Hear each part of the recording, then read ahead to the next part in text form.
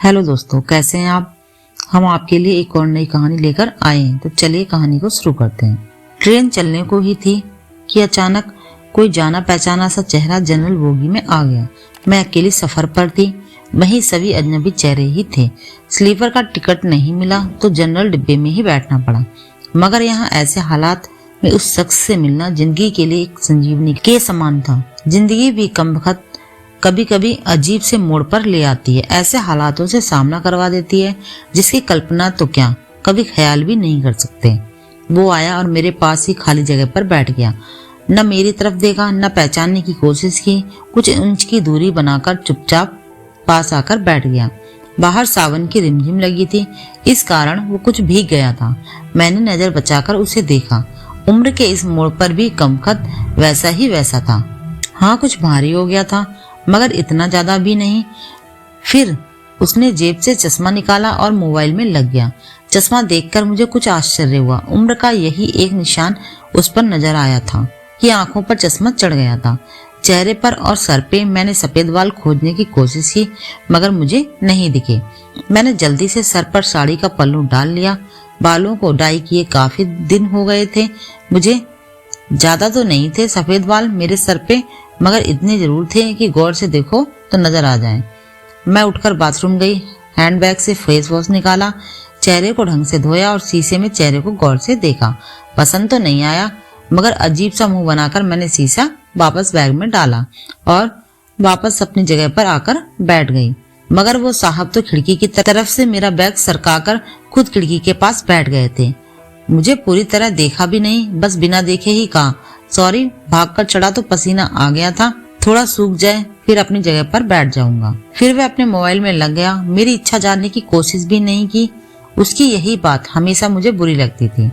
फिर भी न जाने उसमें ऐसा क्या था कि आज तक मैंने उसे नहीं बुलाया। एक वो था कि 10 सालों में ही भूल गया।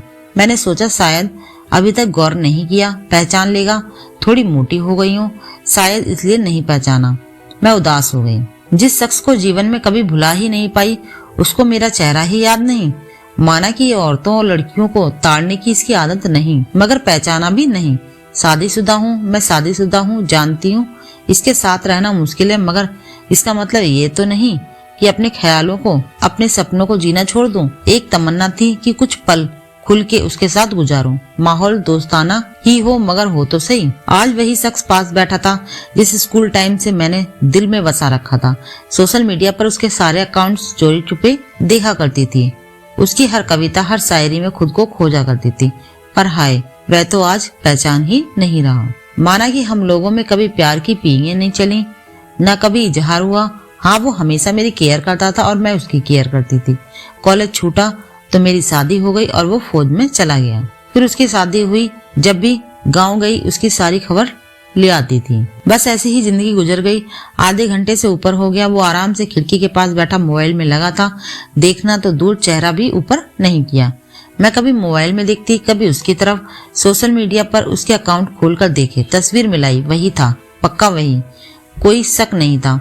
वैसे भी हम महिलाएं पहचानने में कभी भी धोखा नहीं खा सकते। 20 साल बाद भी सिर्फ आंखों से पहचान ले। फिर और कुछ वक्त गुजरा, माहौल वैसा का वैसा था। मैं बस पहलू बदलती रही। फिर अचानक टीटी आ गया, सबसे टिकटें पूछ रहा था। मैंने अपना टिकट दिखा दिया। उससे पूछा तो उसने कहा नहीं है। टीटी बोला फाइन लगेगा। वह बोला लगा दो। टीटी कहाँ का टिकट बनाऊं? उसने जल्दी से जवाब नहीं दिया। फिर मेरी तरफ देखने लगा। मैं कुछ समझी नहीं। उसने मेरे हाथ में थमी टिकट को गौर से देखा और फिर टीटी से बोला कानपुर। टीटी ने कानपुर की टिकट बना दी और पैसे लेकर चला गया। वह फिर से मोबाइल में तल्लीन हो गया। आखिर मुझसे रहा नहीं गया। मैंने पूछ ही लिया कानपुर में कहाँ रहते हो? वह मोबाइल में नजरें गड़ाए हुए ही बोला कहीं नहीं। वह चुप हो गया तो मैं फिर बोली किस काम से जा रहे हो? वह बोला। अब मैं चुप हो गई। वह अजनबी की तरह बात कर रहा था और अजनबी से कैसे पूछ लूं किस काम से जा रहे हो। कुछ देर चुप रहने के बाद फिर मैंने पूछ ही लिया वहाँ शायद आप नौकरी करते हो? उसने कहा नहीं। मैंने फिर हिम्मत करके पूछा तो किसी से मिलने जा रहे हो? वह संक्षिप्त उत्तर में नहीं। आखिरी जवाब सुनकर मेरी हिम्मत नहीं हुई कि और भी कुछ पूछूं। अजीब आदमी था, बिना काम सफर कर रहा था। मैं मुंह फेर कर अपने मोबाइल में लग गई। कुछ देर बाद खुद ही बोला, ये भी पूछ लो क्यों जा रहा हूँ कानपुर। मेरे मुंह से जल्दी से निकला, बताओ क्यों जा रहे हो। फिर अपने ही उतावलेपन पर मुझे शर्म सी आ गई। उसने थोड़ा सा मुस्कुराते हुए कहा, एक पुरानी दोस्त मिल गई जो आज अकेले सफर पर जा रही थी। फौजी आदमी हूँ, सुरक्षा करना मेरा कर्तव्य है, अकेले कैसे जाने देता, इसलिए उसे कानपुर तक छोड़ने जा रहा हूँ। इतना सुनकर मेरा दिल जोरों से धड़का। नॉर्मल नहीं रह सकी मैं, मगर मन के भावों को दबाने का असफल प्रयत्न करते हुए मैंने हिम्मत करके पूछा, कहाँ है वो दोस्त कमबख्त। फिर मुस्कुराता हुआ बोला, यही मेरे पास बैठी है।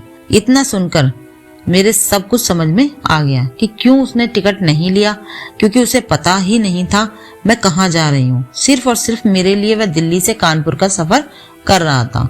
जानकर इतनी खुशी मिली कि आंखों में आंसू आ गए। दिल के भीतर एक गोला सा बना और फट गया। परिणाम में आंखें तो भीगनी ही थी। बोला, रो क्यों रही हो। मैं बस इतना ही कह पाई, तुम मर्द हो ना, नहीं समझ सकते। वह बोला, क्योंकि थोड़ा बहुत लिख लेता हूँ, इसलिए कवि और लेखक भी हूँ, सब समझ सकता हूँ। मैंने खुद को संभालते हुए कहा, शुक्रिया मुझे पहचानने के लिए और मेरे लिए इतना टाइम निकालने के लिए। वह बोला, प्लेटफॉर्म पर अकेली घूम रही थी, कोई साथ नहीं दिखा तो आना पड़ा। कल ही रक्षाबंधन था, इसलिए बहुत भीड़ है। तुमको यूं अकेले सफर नहीं करना चाहिए। क्या करती, उनको छुट्टी नहीं मिल रही थी और भाई यहाँ दिल्ली में आकर बस गए। राखी बांधने तो आना ही था, मैंने मजबूरी बताई। ऐसे भाइयों को राखी बांधने आई हो जिनको ये भी फिक्र नहीं कि बहन इतना लंबा सफर अकेले कैसे करेगी। भाई शादी के बाद भाई रही ही नहीं, भाभियों के हो गए, मम्मी पापा रहे नहीं, कहकर मैं उदास हो गई। फिर वह बोला, तो पति को ही समझना चाहिए, उनकी बहुत बिजी लाइफ है, मैं ज्यादा डिस्टर्ब नहीं करती हूँ और आजकल इतना खतरा नहीं रहा, कर लेती हूँ मैं अकेले सफर। तुम अपनी सुनाओ, कैसे हो। अच्छा हूँ, कट रही है जिंदगी। मेरी याद आती है क्या, मैंने हिम्मत करके पूछा। वो चुप हो गया, कुछ नहीं बोला। तो मैं फिर बोली, सॉरी, यूं ही पूछ लिया, अब तो परिपक्व हो गए हो, कर सकते हो ऐसी बात। उसने शर्ट की बाजू की बटन खोलकर हाथ में पहना वो तांबे का कड़ा दिखाया जो मैंने ही फ्रेंडशिप डे पर उसे दिया था। बोला, याद तो नहीं आती, पर कमबख्त ये तेरी याद दिला देता था। कड़ा देखकर दिल को बहुत सुकून मिला। मैं बोली, कभी संपर्क क्यों नहीं किया। वह बोला, डिस्टर्ब नहीं करना चाहता था, तुम्हारी अपनी जिंदगी है और मेरी अपनी जिंदगी है। मैंने डरते डरते पूछा, तुम्हें छू लूं। वह बोला, पाप नहीं लगेगा। मैं बोली, नहीं, छूने से नहीं लगता। और फिर मैं कानपुर तक उसका हाथ पकड़कर बैठी रही। बहुत सी बातें हुई। जिंदगी का एक ऐसा यादगार दिन था जिसे आखिरी सांस तक नहीं भुला पाऊंगी। वह मुझे सुरक्षित घर छोड़कर गया, रुका नहीं, बाहर से ही चला गया। जम्मू थी इसकी ड्यूटी, चला गया। उसके बाद उससे कभी बात नहीं हुई, क्योंकि हम दोनों ने एक दूसरे के फोन नंबर नहीं लिए। हालांकि हमारे बीच कभी भी नापाक कुछ भी नहीं हुआ। एक पवित्र सा रिश्ता था, मगर रिश्तों की गरिमा बनाए रखना जरूरी था। फिर ठीक 1 महीने बाद मैंने अखबार में पढ़ा कि वो देश के लिए शहीद हो गया। क्या गुजरी होगी मुझ पर वर्णन नहीं कर सकती। उसके परिवार पर क्या गुजरी होगी पता नहीं। लोक लाज के डर से मैंने उसके अंतिम दर्शन करने भी नहीं जा सकी। आज उससे मिले 1 साल हो गया है। आज भी रक्षाबंधन का दूसरा दिन है। आज भी सफर कर रही हूँ, दिल्ली से कानपुर जा रही हूँ। जानबूझकर जनरल डिब्बे का टिकट लिया है मैंने। अकेली हूँ, न जाने दिल क्यों आस वाले बैठा है कि आज फिर आएगा और पसीना सुखाने के लिए उसी खिड़की के पास बैठेगा। एक सफर वो था जिसमें कोई हमसफर था, एक सफर आज है जिसमें उसकी यादें हम सफर हैं। बाकी जिंदगी का सफर जारी है। देखते हैं कौन मिलता है, कौन साथ छोड़ता है। अगर कहानी अच्छी लगी हो तो लाइक करें और चैनल को सब्सक्राइब जरूर करें। धन्यवाद।